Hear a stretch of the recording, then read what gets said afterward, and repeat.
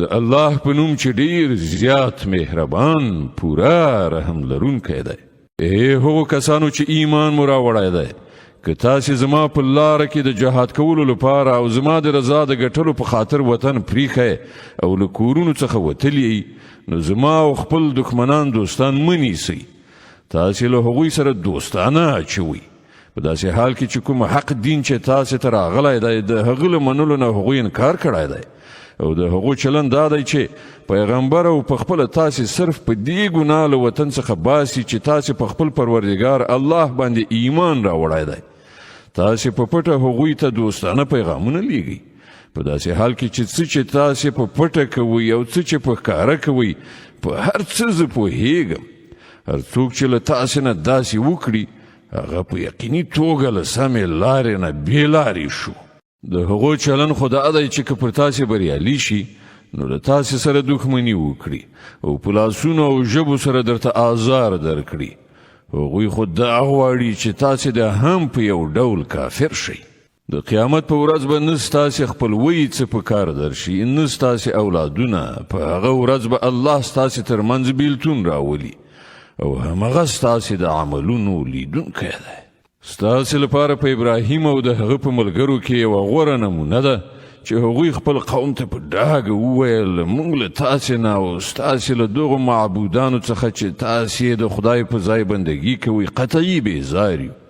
موږ له تاسې نه منکر شوي یو او زموږ او تاسې ترمنځ د تل لپاره دښمني شوه او کینه ولوېدله تر څو پورې چې پر یوه الله ایمان رانه وړئ. خو خپل پلار ته د ابراهیم دا وینا له دې نه مستثنا ده چې زه به ستا لپاره د مغفرت غوښتنه ارومرو وکړم او له الله نه ستا لپاره څه لاسته راوړل زما په وس کې نه دي. او د ابراهیم او د هغه د ملګرو دعا دا وه چې ای زموږ پروردګاره پر همدا ته باندې موږ توکل وکړ او همدا ستا لوري ته موږ رجوع وکړه او همدا ستا حضور ته بیا زموږ درګرځېدل دي. ای زموږ پروردګاره موږ د کافرانو د ازمایښت وسیله مه ګرځوه او ای زموږ پروردګاره زموږ له ګناهونو څخه راتېر شه. بېشکه همدا ته برلاسی د حکمت څښتنې. د همدغو خلکو یعنې د ابراهیم او د هغه د یارانو په چارچلند کې ستاسې لپاره او د هر هغه چا لپاره غوره نمونه ده چې د الله او د آخرت د ورځې هیلهمن وي. که له دې نه څوک منحرف وي نو الله بې نیازه او په خپله ذات کې ستایل شوی دی. لرې نه ده چې الله یو وخت ستاسې او هغو خلکو ترمنځ مینه واچوي چې له هغو سره نن تاسې دښمني راخیستې ده. الله لوی قدرت لري او هغه بخښونکی مهربان دی.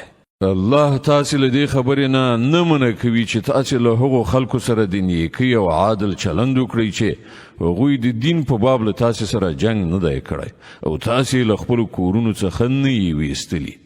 الله عادل کوونکي خوښوي.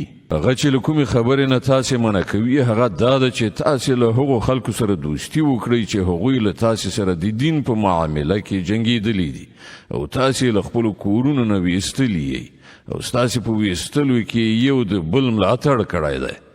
له هغو سره چې کوم کسان دوستي وکړي همغوی ظالمان دي. ای مؤمنانو کله چې مؤمنې ښځې هجرت وکړي تاسې ته راشي نو د هغو د مسلمانۍ تحقیق وکړئ او د هغو د ایمان په حقیقت باندې الله ښه پوهیږي. بیا کله چې تاسې ته معلومه شي چې هغوی مؤمنې دي نو هغوی بیرته کافرانو ته مه لیږئ. نه هغوی د کافرانو لپاره روا دي او نه کافران د هغوی لپاره روا دي. د هغو کافرو میړونو چې کوم مهر هغو ته ورکړی وو هغه هغو ته بیرته ورکړئ او له هغو سره په نکاح کولو کې پر تاسې څه ګناه نشته کله چې تاسې د هغو مهر هغو ته ورکړئ او تاسې په خپله هم کافرې ښځې په خپله نکاح کې مه ساتئ.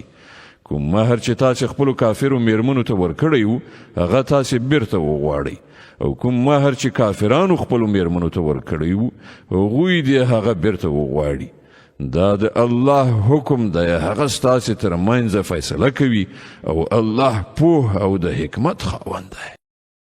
او که ستاسې د کافرو میرمنو له مهرونو څخه یو څه تاسې ته له کافرانو څخه بیرته په لاس در نشي او بیا ستاسې وار راشي نو د کوم خلکو میرمنې چې هلته پاتې شوي دي هغو ته هغومره څه ورکړئ چې د هغو له ورکړو مهرونو سره برابر وي او له هغه خدای نه ویریدونکي اوسئ چې پر هغه مو ایمان راوړی دی.